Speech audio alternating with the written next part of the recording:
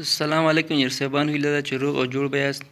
نن غواړم تاسو سره د اډمکسچر په برخه کې په کیمیکل اډمکسچرز په اړه معلومات شریک کړم. نو که چیرې تاسو زموږ نور کلیپونه د اډمکسچر په اړه باندې نه وي کتلي، نو تاسو ته زما مشوره دا ده چې اول هغه کلیپونه سره وګورئ، وروسته که چیرې دا کلیپ تاسو تعقیب کړئ، دا به تاسو سره ډیره ګټه وکړي.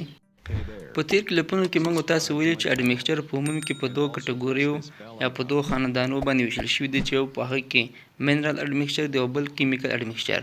نو منرال اډمکسچر هغه اډمکسچر چې هغې منبع طبیعي او منرالي موادو، او کیمیکل اډمکسچر دا هغه مواد دي چې د منبع کیمیاوي مواد، یعنی کیمیاوي مواد څخه دا لاسته راځي.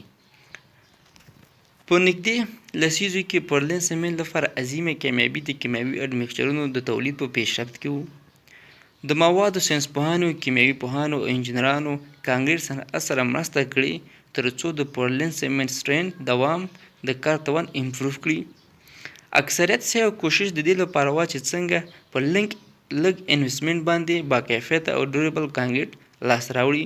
نو دې لپاره په صنعت کې مختلف اډمکسچر د کیمیاوي موادو څخه جوړ شول، چې دغه اډمکسچرونو سپیسیفیکیشن او ډیفینیشن باندې په ASTM او ECI کودو کې هم بحث شوی دی، چې په دې کودو کې ځینې ټایپونه او اقسام د کیمیکل اډمکسچرونو ذکر شوي دي، چې یو له هغو څخه ریټارډرز په نامه باندې یادیږي. ریټارډرز هغه ډول اډمکسچر دی چې دی د ورک هغه ټایم لانګر کوي، اوږدوي. یعنې که چیرې موږ تاسو په سمر کې کار کوو، نو د ریټارډر که چیرې استفاده وکړو، نو زموږ کانکریټ به هایر کوالټي او ډیوریبل کانکریټ وي. بل ډول چې ذکر شوي د اکسلیټرز په نامه باندې یادیږي. دا اډمکسچر هغه اډمکسچر دی چې که چیرې موږ تاسو په یو ساحه کې په یو وخت کې کار کوو چې ایر ټمپریچر ډیر لو وي، ټیټ وي، نو دې د خاطره چې د سیمنټ هایدریشن پروسس چټک شي، نو دغه ډول اډمکسچر څخه استفاده کوو تر څو موږ تاسو ته ګډ کوالټي کانکریټ لاسته راشي. بل ډول چې ذکر شوي د ایر انټرنینګ ایجنټس په نامه اډمکسچر دی. کله چې موږ تاسو په کانکریټو کې دغه ډول اډمکسچر استفاده وکړو، دا د دې باعث کیږي چې په کانکریټو کې داسې واړه ببل منځته راوړي. دغه واړه ببل دا ګټه کانکریټ ته ګټه رسوي تر څو د ګرمۍ او په یخنۍ موسم کې د کانکریټ انقباض او انبساط لپاره زمینه برابره کړي تر څو کانکریټ کریک ونه کړي. بل ډول اډمکسچر چې ذکر شوي دي واټر ریډیوسرز او پلاسیزرز په نامه هم یادیږي.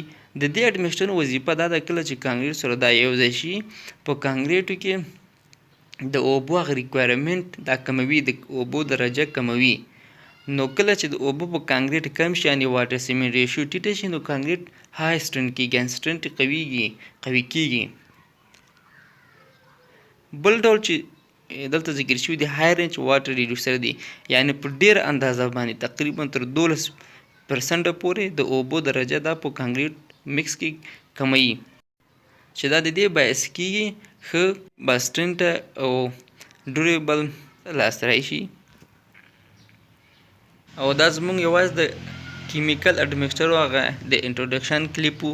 نو زه غواړم د دې په هر ټایپ باندې تاسو ته کلیپونه جوړ کړم، ویډیوګانې جوړ کړم.